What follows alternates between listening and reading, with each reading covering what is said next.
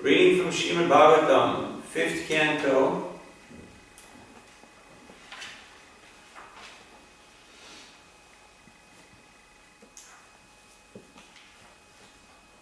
chapter 24, the subterranean heavenly planets, text number 1 and 2.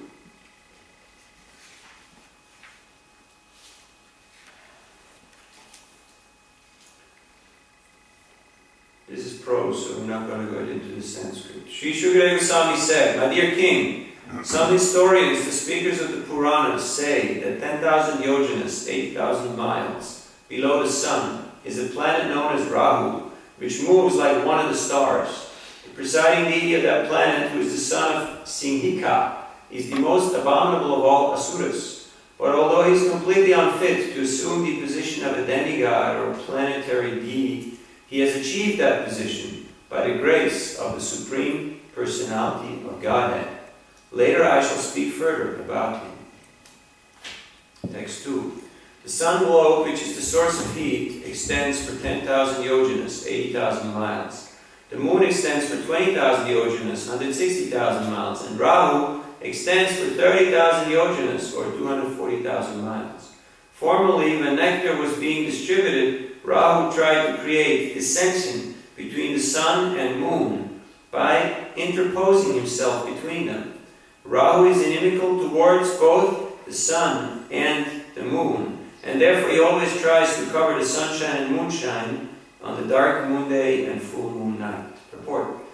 As stated herein, the sun extends for 10,000 yojanas and the moon extends for twice that, or 20,000 yojanas. The word Vādasa should be understood to mean twice as much as 10 or 20.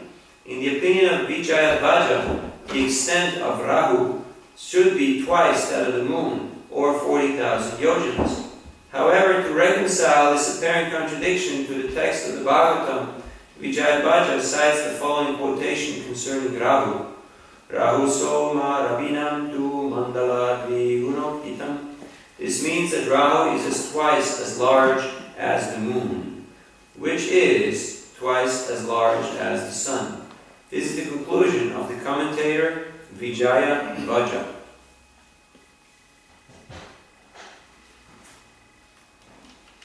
And text 3. After hearing from the sun and moon, the demigod, demigods about Rahu's attack,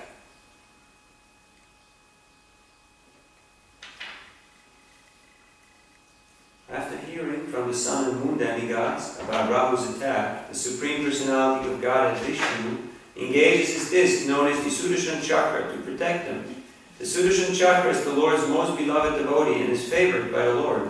The intense heat of its effulgence meant for killing non-devotees or non-Vaishnavas is unbearable to Rahu, and he therefore flees in fear of it.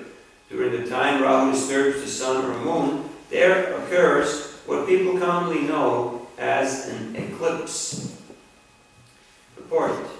The Supreme Personality Godhead Vishnu is always the protector of his devotees, who are also known as demigods. The controlling demigods are most obedient to Lord Vishnu, although they also want material sense enjoyment, and that is why they are called demigods, or almost godly. Although Rahu attempts to attack both the sun and the moon, they are protected by Lord Vishnu. Being very afraid of Lord Vishnu's chakra, Rahu cannot stay in front of the sun or moon for more than a muhurta, 48 minutes. In case you're wondering how long is a muhurta, here it is, 48 minutes. The phenomenon that occurs when Rahu blocks the light of the sun or moon is called an eclipse. The attempt of the scientists of this earth to go to the moon is as demoniac as Rahu's attack. Of course, their attempts will be failures because no one can enter the moon or sun so easily. Like the attack of Rahu, such attempts will certainly be failures. Om Ajnanatimandasya Giranjana Shalakaya Chakshuram Vetam Yena Tasmai Sri Gurave Namaha Sri Chaitanya Manovistam Stapitam Yena Bhutale Swayam Rupa Giranayam Tadati Svapadantikam Jai Sri Krishna Chaitanya Prabhu Nityananda Shri Advaita Gadadhar Srivasadi Gaura-Bhakta-Vrinda Hare Krishna Krishna Krishna Hare Hare Hare Rama Rama Hare Hare Mukam Pradivāchalam Pangum Nangayate Yat Kripanamam Vande Sri Gurudinataranam Paramanatamadhavam Sri Chaitanyeshwaram Vanchakalpatarupyascha Kripasunduryadevacha Paritanam Pavanebhyo Vaishnavebhyo Namo Namaha. Hare Krishna. Good morning, everybody. Happy to see familiar faces. The blessings of the Vaishnavas. Here in this section of Srimad Bhagavatam, Shukadeva Goswami is describing to Maharaj Parikshit the subterranean heavenly planets, and he starts off from the sun. The sun is a very important planet, for without the sun in this universe there would not be any life. Because the sun, through its rays of heat and light, it nourishes all life in the universe. That's why the sun is also known as one of the eyes of the universal form of the Lord. And the moon is also a very important planet. Without the moonshine, actually, there is no proper vegetation. There is no proper taste in vegetables. That's why when you grow, the plants should be exposed to the moon, because it makes a big difference when they have the natural elements that are interacting with the plants, or when you have other types of arrangements. But that is not the topic here. The topic here at hand is the subterranean heavenly planets, means the planets which are below the earth planet. And Shukadeva Goswami will get to this topic in just about a minute. But first of all, he's giving some very interesting description about the planet Rahu, which nowadays is not very much understood by scientists because it's an invisible planet for the most part. It only appears in our sight at certain occasions, which are known as eclipses, when Rahu attacks the sun or the moon. And he can only do that for a very short time or a muhurta. Now, although the presiding demigod, or the presiding, in this case, presiding demon of the planet, Rahu, and of the demon, his name is given here.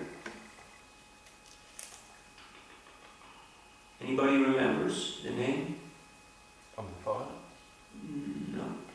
The name of the presiding person personality who presides over the planet.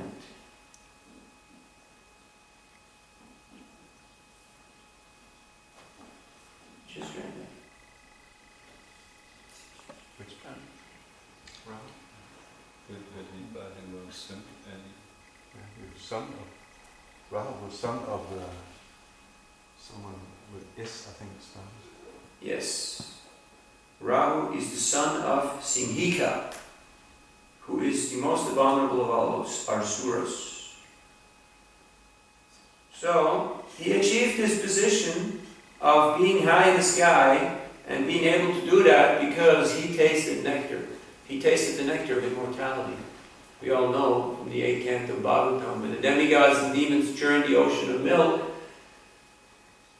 and Dhanvantari appeared in the pot of nectar, Rahu was very smart, and he disguised himself as a demigod and sat between the sun and the moon. Later on he was detected, but nectar had already touched his lips. So when Vishnu Sudarshan severed his head, the head was immortal. It cannot be destroyed. That's why it's flying high in the sky. And it's very powerful. But Rahu is always afraid of Vishnu's Sudarshan. Why? Well, he had a very good reason to be afraid. He had some kind of traumatic experience with Sudarshan. So that's why he's always afraid. And he can only do what he does for a very short time, for one muhurta. 48 minutes. That is one muhurta. So the Bhagavatam is very scientific, is giving very clear description. Now why is it that sometimes commentators may differ in their opinions?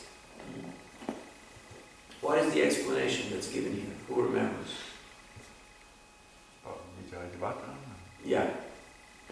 Size and distances, sizes, dimensions, diameters.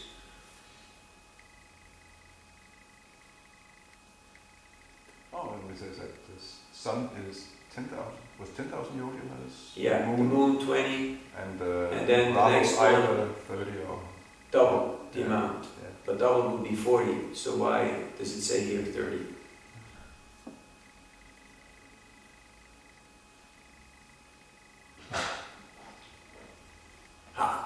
We found a mistake. Yes.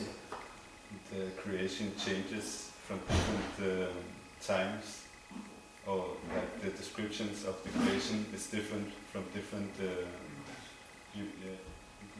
Okay. What else?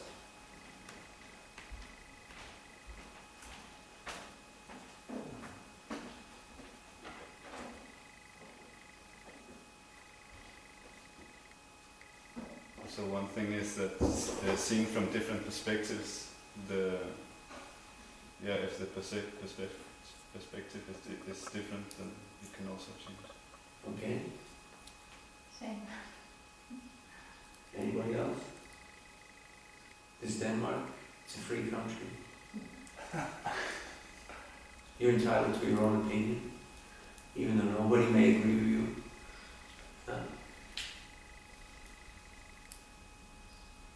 I don't know. It's beyond my knowledge. So I'm not supposed to speculate on this. That's the only thing. Probably just writes what he writes, and that's. Yeah, he just writes what he writes, and that's what it is. That sometimes the commentators may differ in their opinion. Now, can you live with that?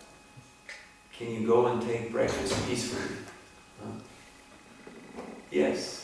Even in spiritual circles, people have different opinions and have different views on different topics. And that is permissible. That is not a problem. Why? Because, as we mentioned earlier, to have a philosophical mind means to have a broad mind and to be able to accommodate seemingly opposing views or ideas, like Achintya Bheda Bheda Tattva, simultaneously one and different. How can we simultaneously be one with God and simultaneously be different from God? Makes no sense, doesn't it? It's opposites. It's exact diametrically opposed, to be one and to be different. So how can we be both at the same time? Without accepting the, what's the right word? Inconceivable or incomprehensible potency of the Supreme Personality of Godhead, we cannot approach this topic of transcendence because we're very small. Our perception is about the perception of an ant which is walking around in this room. For this ant, this room may be their universe. For us, our little city or our little country may be our universe. But there are so many different personalities who have higher sense of perception and of reality, which we are not aware of. It is beyond the purview of our intelligence. Every bird can only fly on its altitude, on its level, and can only see as much as he's meant to see. Just like a vulture. A vulture is flying very high, but can see small carcass on the ground. And he comes down and eats that. So, but he's still a vulture. So in the same way, scientists or people who are expert in the art of analyzing and zooming into details, they can see so many seeming apparent contradictions and discrepancies. But the attitude is still of a fault finder. So, Rahu's attempt is always being foiled or spoiled by the Sudarshan chakra, because Sudarshan is a devotee of the Lord, and he is always protecting the devotees. Just like when Maharaj Ambarish was under attack from Durvasa Muni, because Durvasa felt very much offended because Maharaj Ambarish had taken some water to break his fast. So he immediately ripped some hair from his head and created some fiery demon which was meant to destroy Maharaj Ambarish. But immediately Sudarshan Chakra appeared to prevent that and to protect Maharaj Ambarish, because Ambarish Maharaj was a pure devotee of the Lord. So he was chasing Durvasa Muni all throughout the planetary systems, and he was feeling the heat of Sudarshan Chakra. Sudarshan is a very interesting personality. He's got a lot of fire and a lot of speed, a lot of velocity. So nothing can withstand Sudarshan Chakra. So Durvasa Muni was a mystic yogi. He could run at the speed of the mind throughout the universe. But he was continuously being chased by Sudarshan Chakra, which shows that if we offend devotees, if we act inimical towards devotees, Sudarshan Chakra will get after us. He will take his task. And that doesn't matter whether we're claiming to be devotees or claiming to be something else, because as we're also hearing in this chapter, there are other planets, like for instance the planets of the Gandharvas, Vidyadharas, Rakshasas, the Siddhas. They are higher than the humans. Even though, like Rakshasas, they're man-eaters. Like Ravana, he was the king of the Rakshasas. He was a man-eater. But he could change his form at will. He could just appear in a totally different form. So he appeared in front of Sita Devi as a sannyasi, as a mendicant, to beg alms. He had this power, this potency. They can fly in the sky without any conveyance, without any type of airplanes. So they're certainly more elevated than we are. That's why when Ravan, he performed his tapasya, he was doing great sacrifice, because his mother saw that her kids were not very smart and not very prestigious. So she encouraged him to do tapasya. So Ravan, he had 10 heads, and he was cutting off after 1,000 years of tapasya, he would cut off one head and offer it in the fire. That was his sacrifice. And when he was about to chop off his 10th head, his worshipful deity appeared. Who was that? Lord Shiva. Lord Shiva. And what did he ask him? What's the first thing people ask when they meet their demigod? Wasn't it immortality? Yes, that is immortality. Shiva said, sorry, can't do. I'm not immortal. I can't deliver this to you. It's not my property. So he said, all right, I don't want to be killed by demigods. I don't want to be killed by rakshasas, by demons, by this, by that. But he forgot one species. Which species is that? Humans. He forgot to mention humans. Why? Because to rakshasas, humans are they're low class. They're in the bottom of the food chain. They don't consider them as something very prestigious. So he thought humans, food stuff. Like you're not saying when you beg for blessings, don't let the broccoli kill me, or don't let the apples defeat me. It's kind of below your dignity. So he left out humans. So Lord Ramachandra appeared in a human-like form, and he killed him. So they're very proud because of their great position, their great power and austerity, and their mystic potency. And therefore, they cannot appreciate the Supreme Personality of Godhead. Queen Kunti Devi, she states, Janmaishwarya Shuta Shri Edamanaratpuman, that if a person has been invested with good birth, with beauty, with wealth, or with knowledge, with learning, it's very hard to wholeheartedly surrender to the Supreme Personality of God. Now we see in the lives of the devotees of Lord Chaitanya Mahaprabhu, he had people from all walks of life who surrendered to his lotus feet, like the Goswamis of Vrindavan. They were all highly learned and elevated Saraswat Brahmins who came from topmost aristocratic families. It is stated that when Rupa and Sanatana Goswamis retired from their service, they were ministers, the home minister and the chief, the financial minister of the Nawab Hussain Shah, who was the king of Bengal. So they were the top government people ruling. When they retired, they had boatloads full of gold, of wealth. It took Rupa Goswami 1 year to settle his affairs before he could go and join Lord Chaitanya. So much was there to settle.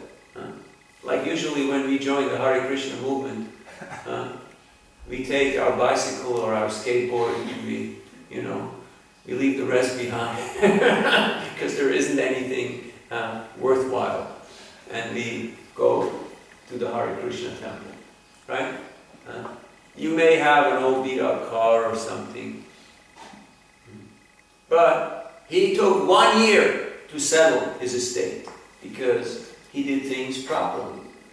So, and there are other devotees who literally had nothing, just like Shuklambar Das Brahmachari, who was also known as Nrishingananda Brahmachari.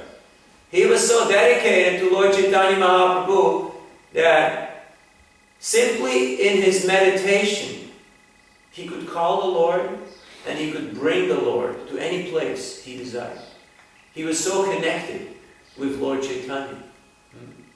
And he was meditating on Lord Chaitanya's voyage, on his journey, and in his mind, he was creating a very beautiful road made with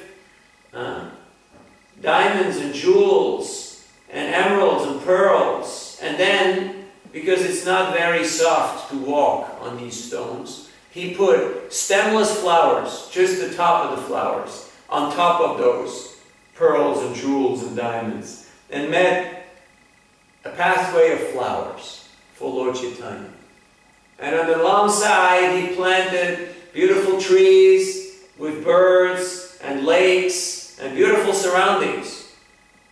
But he could not go, his meditation would not allow him to go beyond Kananatasala. So he told the devotees, Lord Chaitanya is not going to Vrindavan. He will go as far as Kananatasala and then he will come back. And that's exactly what happened. He was a simple brahmachari. He was, by profession, in his so-called official or public life, he was known as a beggar. He would go around and he would beg from people. So what do people give to beggars? Usually they give them the cheapest thing that they have, if they give anything at all. If you've ever tried begging, it's quite an experience. Now it is stated that if somebody knows the pain of a beggar, he would not refuse a gift. But if the beggar would know the pain of the person who is giving, he would not ask for anything. So, usually, they give to beggars the cheapest foodstuffs they have, which in India usually is either flat rice, chipped rice, or the broken pieces of rice on the bottom of the barrel. You know, when the rice is finished, then at the bottom you have some broken pieces, and you usually have a few stones, like that. So when you have cheap quality rice, you have to watch out for the stones. Otherwise, you will feel it. So they would just give that and throw it in his cloth bag, a handful of broken rice. And Shuklandas Brahmachari, he was happy, he was satisfied. He would just chant and dance and be totally ecstatic and beg from a few houses every day. And that rice is what he would eat. Now Lord Chaitanya Mahaprabhu was so attracted to the devotion of Shuklandas Brahmachari that when he met him, he asked him to get some of this special food because he was attracted to the devotion of this devotee. And he forcefully took a handful of this uncooked, broken, inferior quality rice and he ate it. Have you ever eaten raw rice? We've all tried it. Like sometimes, you know, after breaking fast, somebody gives you a few grains of uncooked rice. And here, Prabhu, break your fast, you know. And you go in and you don't know, should I suck on it or should I bite on it? Or it's kind of like not a very nice experience when rice is not cooked at all. Or to speak if it's just a little bit cooked. So, and he ate that. And he was very happy. He said, wow, this is wonderful. This is delicious. This is fabulous. Why are you not sharing this nectar with me? And then Sri Damodar Goswami, when he wanted to take a second hand, he stopped him and said, my dear Lord, this food is not fit for you. Don't take another one. That's enough. So the devotees of Lord Chaitanya are so immersed in ecstatic love of Godhead that their social position does not really play an important role in them. King Prataparudra, he was the king of Orissa, and he was a devotee of Lord Chaitanya. And Shuklambardas Brahmachari, he was a beggar, and he was a devotee of Lord Chaitanya. So there is no bar, there is no exception, there is no discrimination according to social position, status, income, or ethnic group. Because sometimes, even as devotees, we think that these